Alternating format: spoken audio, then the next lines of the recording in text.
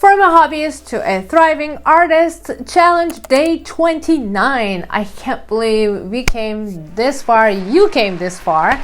You're doing great. Nobody sticks up actually till this far. So if you did, congratulations. You are one of a kind. And today I want to talk to you about something really important. Launching an art course online. Well, I can hear you, some of you saying like, nah, I don't know how to teach, or I don't think I can teach, I'm not there yet. But right now, are you telling me that with the level of artistic skills that you have right now, nobody can benefit from it? Like people who are less skilled than you cannot really learn anything from you? I think that's not true. There are so many young artists out there who desperately need help, and they would love to know where you have been because they know that you were like them once and you improved, and they want to know your secret. They want to be like you, and that's why they need help from someone who knows how to get there. When you sell an art piece, it's sold for a certain price.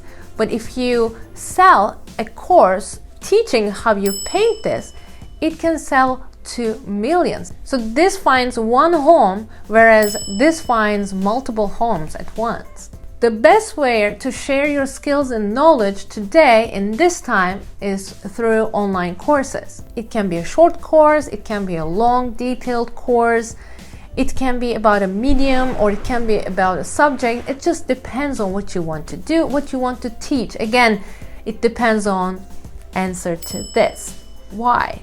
Why do you want to do art? Why do you want to talk to people through your art? And this will reflect to your course as well.